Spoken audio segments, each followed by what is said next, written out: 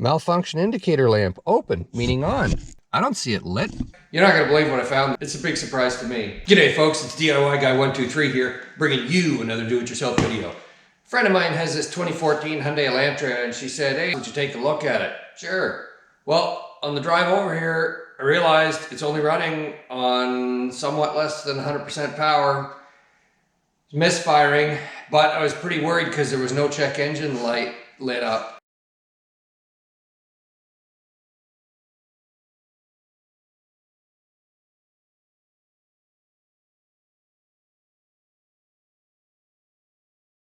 Let's hook the scanner up and I'll show you what I found. Okay, so I went through a full system scan.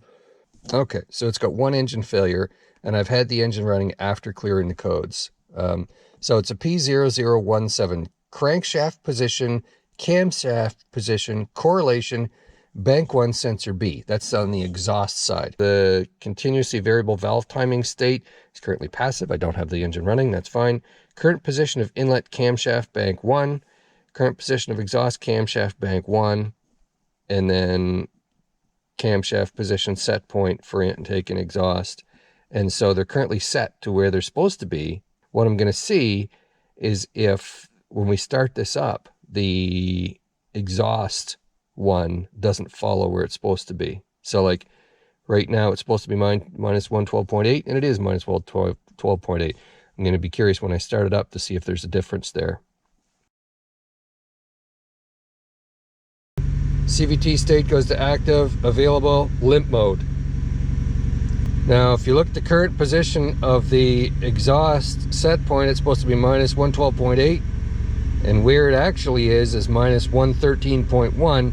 There might be like a little tolerance there, but this is like 0.3 degrees out. I don't know, maybe it's too much. And if we look at the intake, it's 117 and 117 right on. So, you know, those seem okay. These seem out by 0.3 degrees. Maybe that's too much. We'll see. But you know, this CVVT state of Limp Home is a pretty significant problem. What it does is it goes to default timing, and that's suboptimal. I've read up in this P0017, and it's likely an exhaust variable valve control timing solenoid. Okay, so I popped the engine cover. You know, this is the intake side of the engine. The back is the exhaust side. Of course, the back's where you got to work today. There's a wire harness right here that needs to be removed. You just pop the clip up and take that and tuck that out of the way. Don't damage that. You can also give it an inspection. I mean, if your wiring harness had a crack in it or something, that could certainly lead to the problem too. But anyway, next is the actual variable valve timing solenoid. There's a 10mm head bolt right here that I've already removed there. And now that it's removed, I'm going to take this and wiggle this back and forth while I'm pulling it out. And you don't want to pull on this right here because you could break something off. And of course, I don't want to squeeze this too hard. I don't want to damage it. But I'm going to need some help to... Oh, there we got her free. There we go. Okay. There's the solenoid. I was hoping to see a dirty screen that could be cleaned and this thing reused. Let's get on the bench and take a look. Okay, so I'm measuring the voltage with the key on to the wiring harness, and I'm getting 10.7 volts. I don't know what's normal. The battery voltage would be much higher than that right now, probably approaching 14 volts, likely. But at least I know it's not like a completely broken wire. So there is a voltage getting to that sensor. So that's great. Let's see. I mean, the voltage that's applied by the wiring harness determines the position of the sensor. And I don't know where the computer wants the valve to be. So really, even if there's a different voltage here, I wouldn't necessarily think it's a problem. It'd be anywhere from 0 to likely 12.5 to 13 volts. So anyway, at least know that there's at least not a hard broken wire. There could be a corroded connection, but we've got something there. And I was just curious, what did I get on the intake variable valve solenoid? And I also get 10.7 volts. I hooked up the leads different than the other side, so it shows negative, but 10.7 volts. So same voltage on either side with the key on and the engine not running. Okay, I do not recommend trying to start the engine in this mode, and definitely don't try and start it when you've got one of those solenoids removed. So that would be a good test, is to check your intake and your exhaust wiring harnesses to see if the same voltage is present on both of those connectors when the engine is off and the key's on. If you have a difference, it might suggest you have a wiring problem.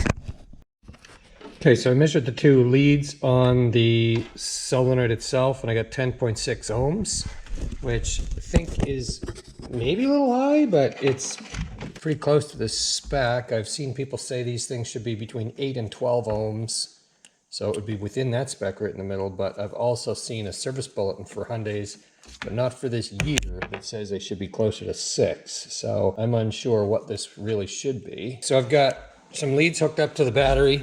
This is a 12 volt device. You have to be sure that some might be like lower voltage, 5 volts even, but looked up the spec on this. It is a 12 volt device, and I'm going to show you the solenoid. When I apply 12 volts to it, you can see it moving. I'd like to see it move more than that. I was thinking that this whole plunger right in here should totally block off, but maybe that's not the way they work. But it very clearly does move. It's not seized. I did clean it with mass airflow sensor cleaner, this stuff. I use this on anything electrical that I want to just be careful. I think it probably would be okay with using anything that is not going to degrade rubber, because there's a rubber O-ring here, but anyway, that's what I used. All right, well, I did clean it a bit and cycle it a bit, and I didn't notice anything wash out of it. There were the tiniest bits of debris on this screen right here, but I don't believe that was the problem. We're gonna put it back in and see what happens. So even though I took that solenoid out and cleaned it, it still is 0.3 degrees off of what it is the set point is.